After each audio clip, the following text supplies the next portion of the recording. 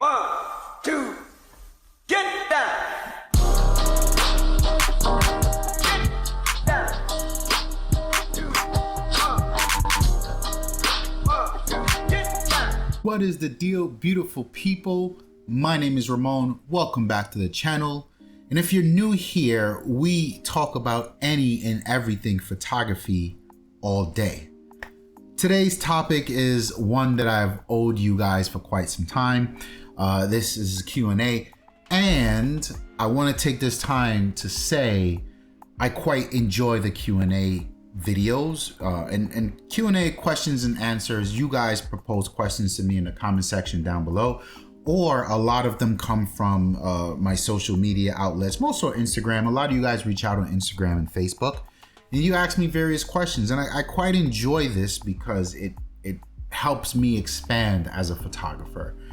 Because in my photography journey, both creative and professional, it's very unique, and it's not only unique to me as a person, but unique to me in a region and where I am and how I do things and blah blah blah blah blah. And when presented with your problems, I get to put myself in your shoe and really start problem solving from a different perspective, and I quite enjoy those challenges. So yeah, I say all of that to say this is a Q&A video, and if you have any questions or something you would like me to investigate, please leave it down in the comment section below, and I will respond in upcoming videos. Here I was getting bombarded, and I say it in a very loving way, from a lot of you guys wanting to know, because I teased on Instagram that I'm retiring my trusty Sony A7IV. And everyone was like, whoa, what did you get? What are you using? What's the new camera? So here's a lot about that. And before I get into it, there is some context that I need to put down. Number one, I preach early and often that your camera body is a lot more versatile and got a lot more a shelf life than you think. And there are a few versions of that, right? Like if you feel like you hit a plateau with your image quality, try a new lens, try a different perspective, different focal length. And oftentimes this is something that's been echoed in photography. It's, you don't want to invest in the body, you want to invest in the lens. And there, yes, there is a journey to be had there, and you could definitely be at the end of this journey, as I was here. But I think today, if you're on YouTube, because you're watching this video, and I'm on YouTube, and every release cycle you see the new cameras, and you get into your head, oh shit, my camera ain't shit no more. I need this new Mark whatever. And it's okay, it's fun, it's gas, right? And who doesn't like a piece of consumerism? But you can make an old dog do new tricks, absolutely. So I always want to paint that context that this is, before you go out and spend money, make sure you exhaust all other options first. I'm a big proponent of that. So my Sony A7IV, it was with me for a large part of my photography journey, both creative and professional. And I mean, I've done about 4 to 5 years, hours on end of street work with my Sony A7IV. And then that sort of, as I got a strong understanding of how the camera worked and what it had to offer, I sort of transitioned over to professional photography. And I was so elated that this camera had so much potential in it, and it grew with me as a photographer. And I'm so thankful for it for that. And yeah, it started to show its ass in a few ways. One of which I was using an adapter because when I bought it, the Sony's mirrorless systems were so new at the time. They didn't have a ton of professional lens or lens options, period. And this was something that people used to beat Sony to death with. They don't have lenses. So when I bought it, I chose to go with an adaptive lens combo. So I bought the Sony, it was the SEL or whatever the hell the mount was, but it was the old A mount. And that was a 28 to 75 f2.8 lens. nothing like it existed on the market. Sony themselves didn't make it. And this was way before you started seeing things from Tamron and Sigma pop up. Like, Sony was the only one making these lenses. And I had to use an adapter that went from the native E mount on the camera, or FE mount, full frame electronic mount, to the old A mount that Sony had. And interestingly enough, that opened the door for a lot of fun stuff in my creative world, because that A mount, Sony actually purchased Minolta, and that was the mount that was used. So a good side effect or byproduct of me using that LE-A4 adapter was I got to adapt vintage Minolta lenses to my lens as well, to my camera as well. So it was a super fun one. But yeah, I used an adapter with my 28-75 f2.8 lens. And the downside with that is I would lose a stop of light because of the adapter. And then not only did I lose a stop of light, I lost all the phase detect autofocusing features of the camera that were cutting edge at the time that I couldn't use. And as I started to get into event photography, event professional photography, even with a speed light, I started to notice that I was struggling quite a bit to lock focus. And my way to solve that problem was, okay, maybe I changed the focal, I changed the, what is it called? The focus type. I'm blanking on it, but I went to center. So essentially what I would do is I didn't allow the camera to use a wide area for autofocus. I used a center focus, and that was it. And I used back button focus, and that worked for a while. But I was still running into this issue where some of the images were just straight up out of focus.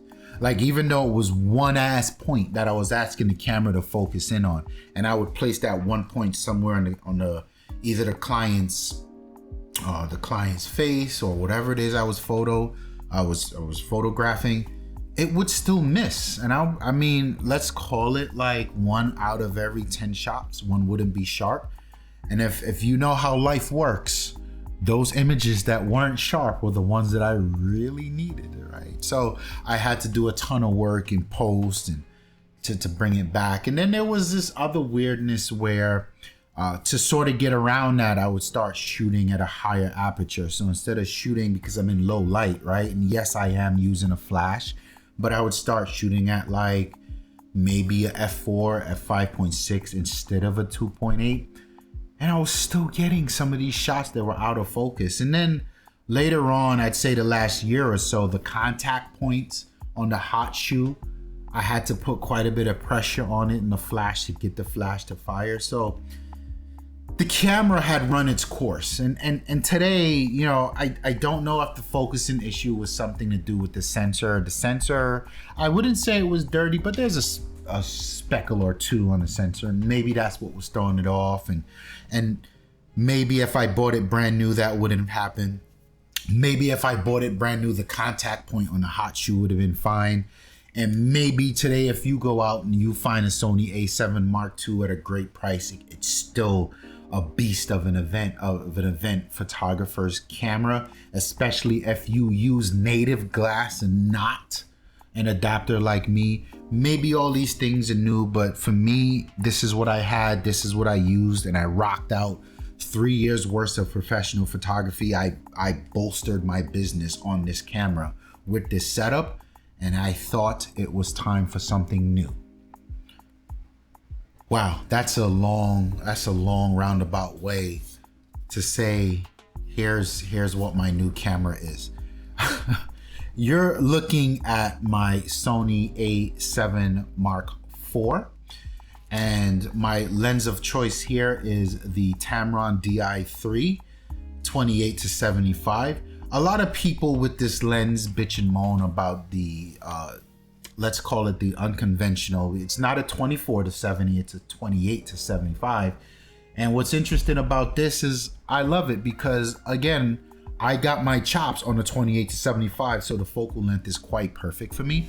And I understand why some people think 28 is a little too tight for the widest end of the lens, and you know, it's fine, whatever, your preferences are your preferences. But yeah, this is a very interesting setup. It's a very exciting one for me. It brings me into the 2000s and 20 somethings, and there's a lot about this camera that I'm geeking out about, and I have geeked out about it. I've been shooting it now, let's call it 7 or 8 months. So I'm pretty well acclimated to what it is, and I've got all my buttons set up to do what I need them to do, and my shortcuts for when I'm out and about. And I got some thoughts.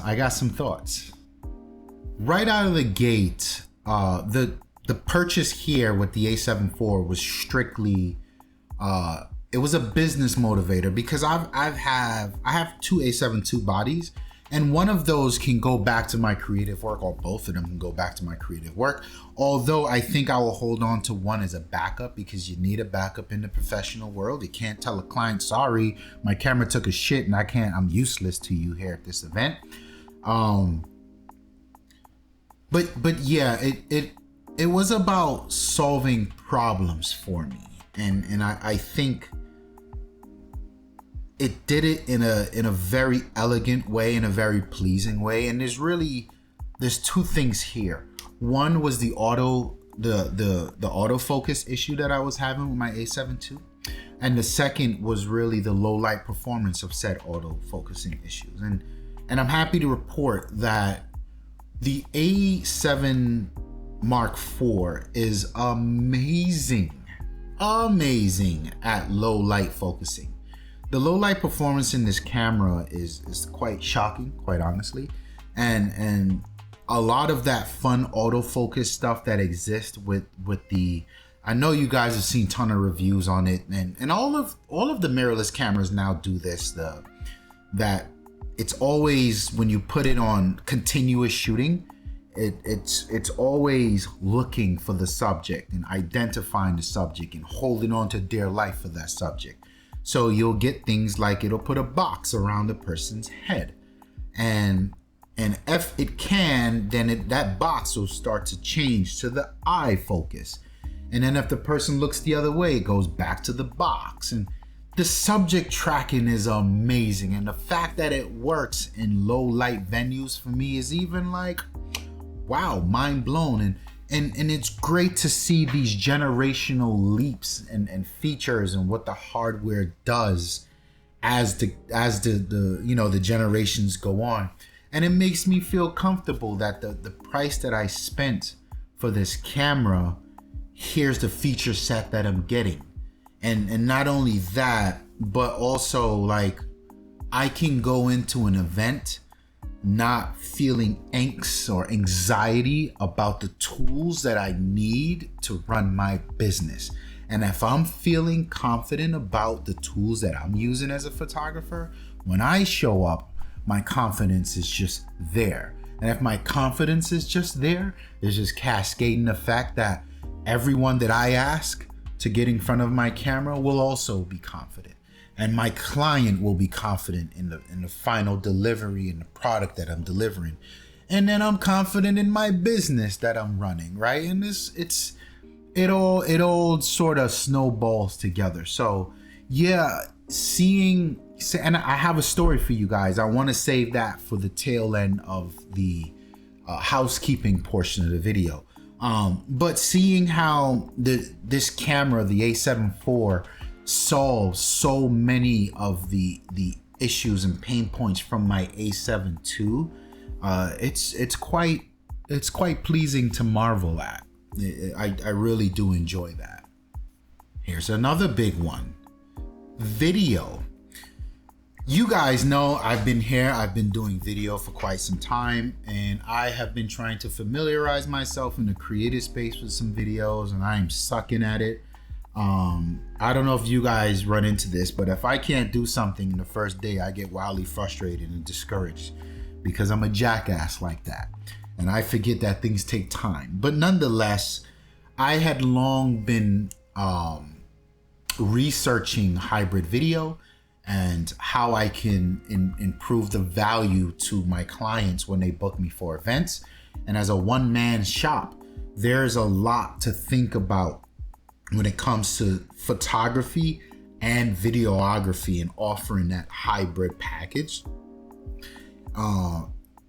And I think the biggest part of it, because my A7 II did amazing video, by the way. Let's not, it did 60 megabytes. I think the bit rate was 60 or maybe 100 megabytes at 1080p 60 it could do. And the video looked amazing. It's just, I prefer 4K for various reasons that I won't get into here. And the Sony A7IV opens that door for me. Now I have a piece of hardware that's capable of producing industry standard or industry leading results. And now it's up to me to sort of wrap my head around learning the tool and what the tool can do, and how I can package that and offer even more value to my clients. So yeah, I've been learning video with this guy, shooting the S-Log, learning how to apply LUTs, and cursing at my screen because Premiere's the worst piece of shit I've ever seen in my life. And now I gotta go sit down here and sit on YouTube like the rest of you guys and learn how to use DaVinci Resolve, because fuck Adobe Premiere, right? But it's okay. It's okay. We're gonna get there, and I'm quite happy that this camera is, quite frankly, a fucking beast at video. Wow. Just wow. And I'll leave it there. Maybe I'll do some stuff later on as I learn, because this channel is all about my journey as well, and I want to share that with you guys. So as I'm learning how to wrap my brain around this tool for whatever reason, I would like to share that with you guys. So, maybe there'll be some content coming down the line quite soon with that. Housekeeping time. If you're new here, like the video. If you like it, I would greatly appreciate it. But consider sticking around. Check out some of the other videos on the channel. If you like what you see, you like my style, hit that subscribe button. And then also recently, I've put a lot of time and effort into creating some merch. Right now it's just t-shirts, but I'll be launching some other things down the line. And this merch, the direction here was fun things that I would also wear and use in my daily life and my photography world. But also it's a way for you guys to show your support for me, because I think that's sort of the best way. I don't really like paywalls and a lot of the other stuff that exists. But if I can create some merch that you can connect to, and you think it's okay, you're gonna wear it and rock it, please feel free to support. So I promised you a story. The very first event that I had, and if you're like me, right, when you get a new camera, you're in the house playing around with it, and I got the wife, she's doing whatever the hell she's doing, and I'm in her face with the camera, and she's like, what are you, right?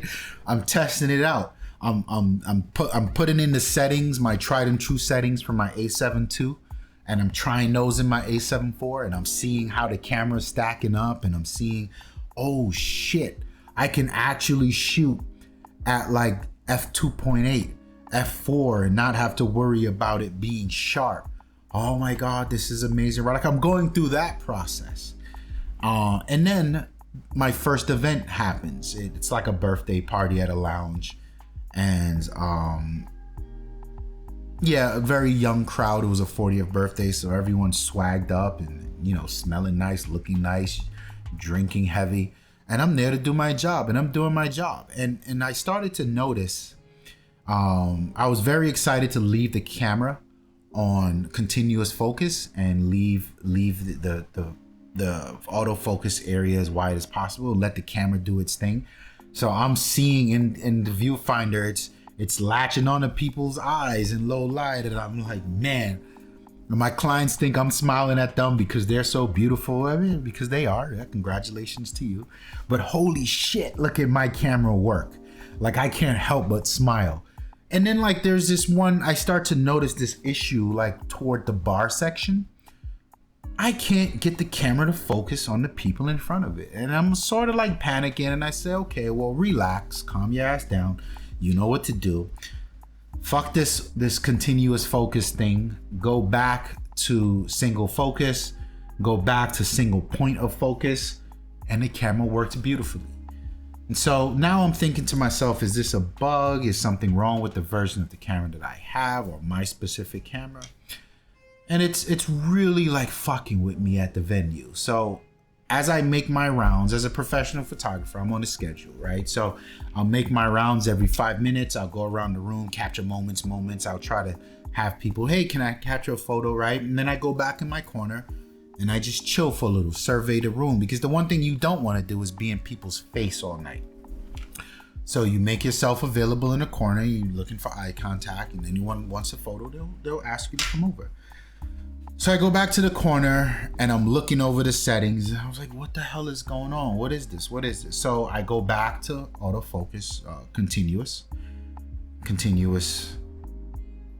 Yeah, autofocus continuous. And I put the focus points back to all. And I go back over there to the bar because I refuse to accept defeat. And also I need to know, like, is it a problem with this camera? Because now I gotta go home and hit some forms and open a ticket with Sony, a support ticket? Do I need to return the camera? Like, what is it? Surely enough, it starts doing it. It refuses to focus on the people in front of it.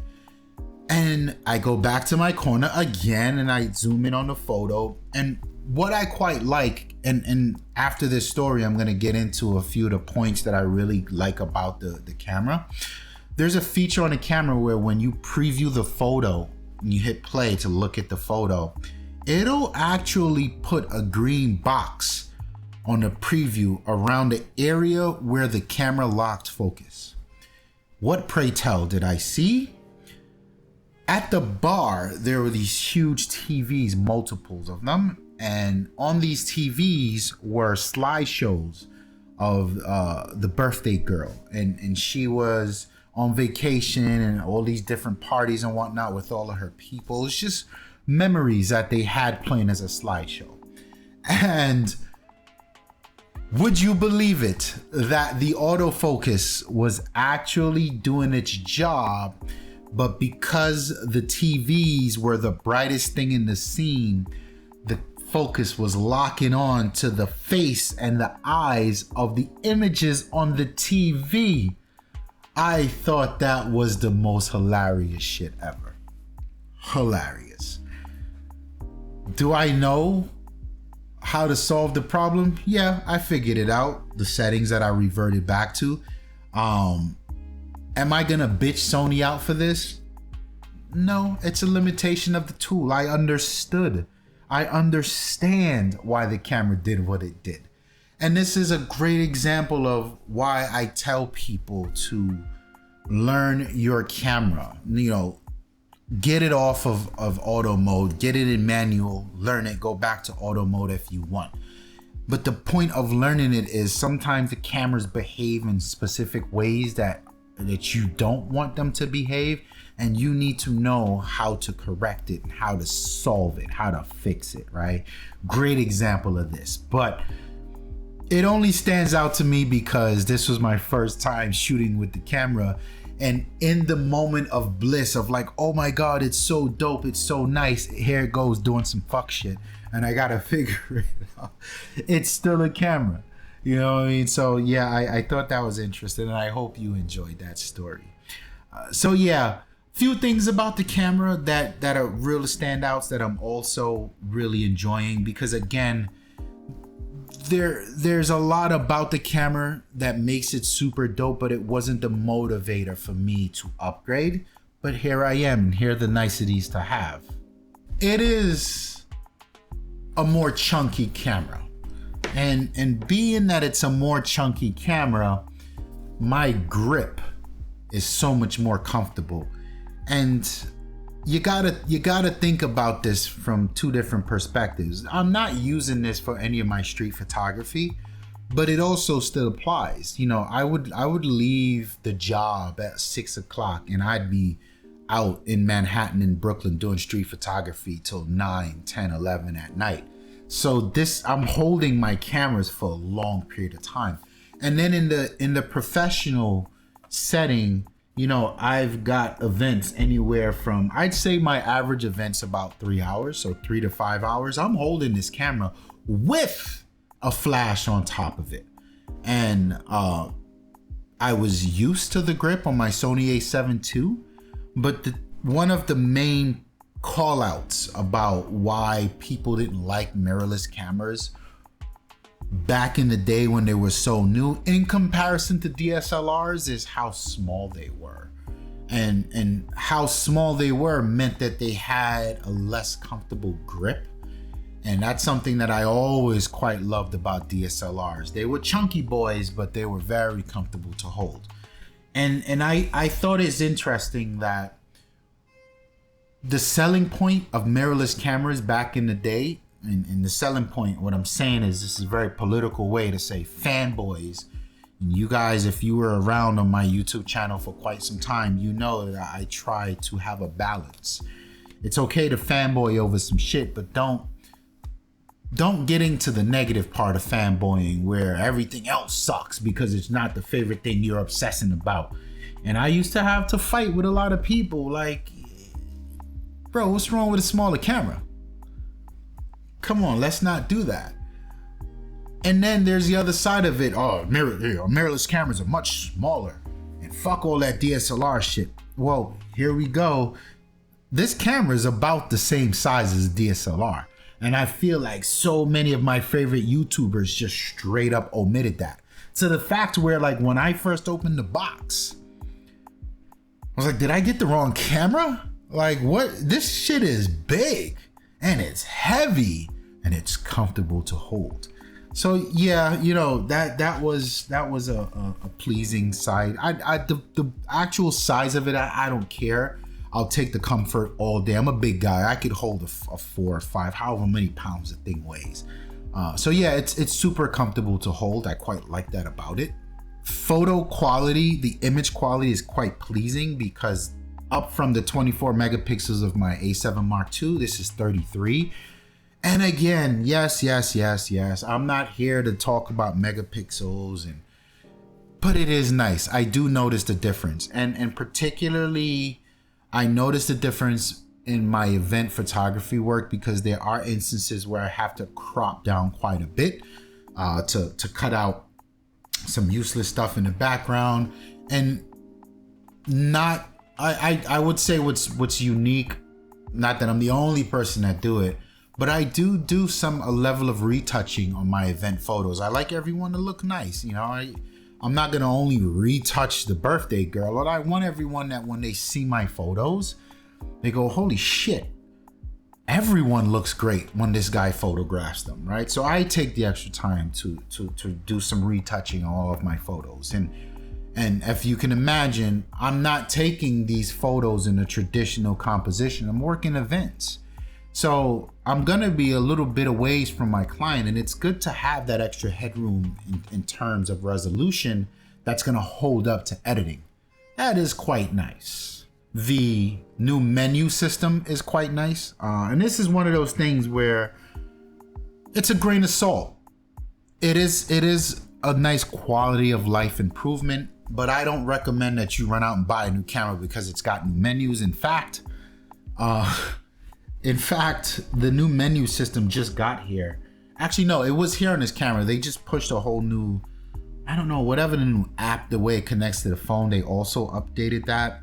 The new menu system's nice. It's a bit more intuitive, a bit more colorful. It is something that I appreciated in the beginning stages of acquiring the camera because things are generally in a place where I expect them to be. And this is something that kind of only matters when you first get your camera, because as you're learning the camera, you're learning where things are and what settings you want and where and what buttons to put them. But once you're done that, I'd say the first 2 or 3 months of owning your camera, you'll never delve back into the menu because why? You know where everything is. You know how you need to use your camera. But it is kind of cool that it has a new menu system, and it was a pleasurable experience. The ability to repurpose the exposure compensation dial as an ISO dial is not only amazing for photography, grain of salt, because I use auto ISO a lot in my professional setting, but still it's amazing when I want to go full manual, especially when shooting some studio work. But also for video, it's great for video to be able to adjust my ISO on a dial and not have to hit that directional button on the face of the camera next to the display. So that's quite nice. I like that about it. And then finally, there's separate dials for video and photo. But not only are they separate dials, but when you activate the perspective dials, it also changes the settings. And that means in video mode, you have a specific shutter value, because the shutter is directly tied to the frame rate that you'll be shooting.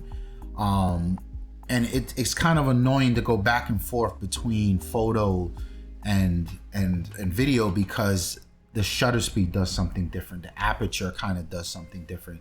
And it's nice to just, when I'm out and I'm at an event and I'm shooting both video and photo, I have a lot of confidence that when I switch back and forth, it's exactly the way I left it.